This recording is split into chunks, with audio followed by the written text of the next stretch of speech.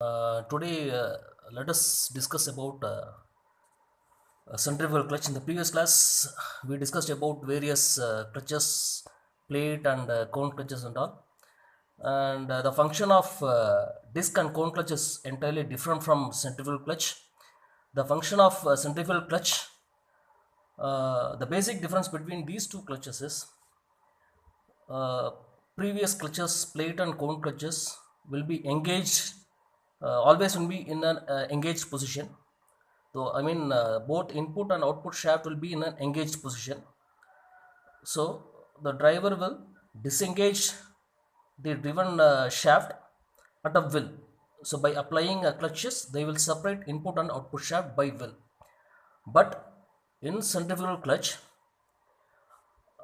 the input and the output shaft at beginning it will be in a separate it will be separated. It will be in a disengaged position. In plate and cone clutches, both input and output shaft will be engaged position, whereas in centrifugal clutch, both input and output shaft will be in a disengaged position, right? So what is the basic principle behind the centrifugal clutches? The centrifugal force, which is going to play an important role, where say let us consider this is the configuration of centrifugal clutch, right? So it consists of this is an output drum which is connected to an output shaft, and this is the input shaft where the spider will be engaged with the input shaft, right? When the input shaft rotates, the spider will rotate, and adjacent to this spider, four shoes, sliding shoes are attached together, right? So initially, the at the end of the at the periphery of the shoe, friction lining will be attached. It will be provided like this, right? And this this spider with friction lining will be hold together by means of a spring provided internally with the shoes, right? So it will be pressed, it will be compressed, right? So this shoe will be sliding from inner to outer position. So initially this slider will be will be at a certain clearance position. There will be a clearance between the outer periphery of the drum and in outer periphery of the shoe. There will be a clearance initially, right? So initially, if you want to engage, what we have to do is we have to apply certain velocity, right? So there will be, so in the previous case, both input and output shaft always will be in an engaged position, right, at a will. So we don't need to apply any acceleration before applying clutches, whereas in centrifugal clutch, what we have to do is, for applying clutch, for connecting input and output shaft, as a driver, what we have to do is we have to apply an acceleration, right? Not acceleration, we have to increase the speed from initial to final speed. Say, let us example, say consider initially, say for example, if this shoe, this particular setup needs 500 let us consider the omega value, at initial value omega is equal to 500 radians per second, for example, I am saying, right? So this particular setup need minimum at least 500 radians per second velocity to engage the output and input shaft. What does it mean is, if you apply below 500 radians per second, say for example, if you apply omega is equal to say 200 radians per second, what will happen? The both input and output shaft will be at a clearance position. There won't be an engagement between input and output shaft. This would be, both will be separated, right? So where this centrifugal clutch is being adapted is in certain cases, say for example in IC engines, where when the load is applied, certain IC engine will not start at all, right? So what we have to do is we have to separate both input and output shaft by engaging the clutch. So when after engaging the clutch, then only we will be able to start the engine, right? In such a cases, instead of separating this, we can apply this centrifugal clutch, right? What we have to do is we have to apply acceleration.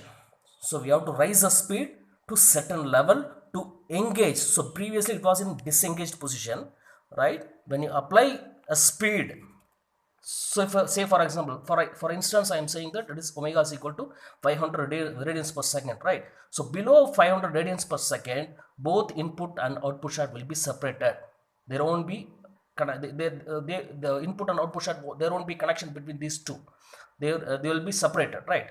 After 500 radians per second only, both input and output shaft will be in engaged position, right? What we have to do is we have to apply more than 500 radians per second, then only input and output shaft will be connected, right? So here, by means of friction, for example, when it exceeds the 500 radians per second, what will happen? Due to the centrifugal force, all the four shoes will be expanded radially outwards, right? So when it radially expands outwards, it will engage with the outer periphery of the inner periphery of the drums, so that due to the friction force, when the input shaft rotates, simultaneously the output drum, right, which is connected to the output shaft, also rotates. So then the engagement starts. So this is what the basic principle behind the centrifugal fletch. So clearly we can understand that if you raise the speed to a certain level, then the engagement between input and output shaft takes place. So this is the basic philosophy behind the centrifugal clutch engagement, right? So let us derive how much amount of force and how much amount of twisting moment is required to transmit torque from input and output shaft, right? So initially, let us consider RD be the radius of the drum. So this is the drum. Let us consider this is the RD be the radius of the drum, and RG be the radius of the center of gravity of the shoe. So this is his shoe, right? So let us assume this is the center of gravity. So this radius could be RG, right? So what will happen? So as I said, for example, it is below 500 radians per second velocity. This shoe will get the radius RG value will be very small. So there will be a large gap between the drum and the shoe. So it won't engage each other, right? So then transmission will not take place, right? So at particular distance, say for example, for instance, at 500 radians per second, what will happen? The RG will increase. So when RG will increase, simultaneously what will happen? This shoe will engage with the inner periphery of the drum, so that transmission takes place, right? So let us consider first of all, and RD be the radius of the drum, and RG be the radius of the center of gravity of the shoe, and omega 1, which is initial velocity of the input shaft, right? So what is initial velocity? Means the velocity at which the output and input shaft are engaged. I mean, during which velocity the the shoe is being engaged with the inner periphery of the drum. That velocity is called initial velocity. Final velocity, this desired velocity at which the engine is running, right? Clearly. Next, what is the centrifugal force, right? So we know mr into omega square is the centrifugal force formula, right? Initially at omega 1 velocity, what could be the initial velocity? Fs is equal to m into rg into omega 1 square, right? Here, so this force is against the spring force. So since this is compressed with the spring, right, we have to work against the spring force, right? So we have to apply a spring force against the spring force, right? Up, say for instance, at 500 radians per second, we have to apply a force so that it will against the spring force. So that is why we require the net force. Net force is the desired amount of force which is required to transmit the torque which is necessary from input to output shaft, right? So this is the centrifugal force at initial velocities. Fs is equal to mr into omega square, which is against the spring force, This much amount of force we required to apply against this compression of the spring, right? So if you reduce the velocity, what will happen? It won't engage, right? So while engaging, what we have to do is minimum we have to apply this much amount of force. So whatever be the force which is exceeding this m into rg into omega 1 square, which will tend to transmit the force, transmit the torque from input to output shaft, right? So let us consider, so for example, it is 500 is the minimum velocity at which engagement takes place, right?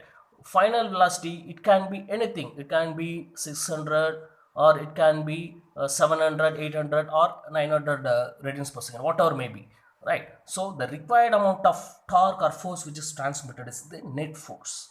Net force is nothing but the difference between the final velocity, any velocity, final velocity, the centrifugal force at the final velocity, which is nothing but m into rg into omega. Rg won't be changed at this position, right? This is the rg I mean, this is the maximum value of the radius. It won't be changed beyond this rg value, right? So since it is a final rg value, so beyond this it won't be changing, right? So this is the rg. So at rg, velocity may change. Velocity, it can be from 600, 700, whatever may be. So final velocity may be f of is equal to mrg into omega 2 square, right? So what is the required amount of force which is need to transmit is the net difference between final velocity, whatever may be the velocity, minus this much amount of 500. This is the minimum velocity required to engage the shoe and the drum, right? So this is the formula. Final force, centrifugal force at in final velocity minus centrifugal force at initial velocity. So if you uh, subtract these two forces, we will get this formula, m into rg into omega 2 square minus omega 1 square, right? So this is the net force required to transmit the force from input to output shaft. So clearly understand this. And then what is the net friction force, right? So whatever may be the force which is applied at the input shaft may not be transmitted to the output periphery, since it depends upon the coefficient of friction of the lining materials, right? So we have to incorporate the coefficient of friction to find out the frictional force at the drum. So frictional force, now to calculate frictional force, we know mu into f. Mu is nothing but coefficient of friction, and f is nothing but net force, right? When you multiply this entire thing into mu, you will get the friction force at the drum, the force which is required to rotate the output drum, right? So mu into m into rg into omega 2 square minus omega 1 square is nothing but the frictional force of the drum, right? Next, twisting moment. Twisting moment, we know force into radius. What is the radius of the radius? Is nothing but radius of the drum. When you multiply the radius of the drum with this frictional force of the drum, you will get the twisting moment. So you will get mu into m into rg into omega 2 square minus omega 1 square into rd. If you put rd, you will get the twisting moment. This is the torque required to transmit the twisting moment, torque transmitter from input to output, right? So this is the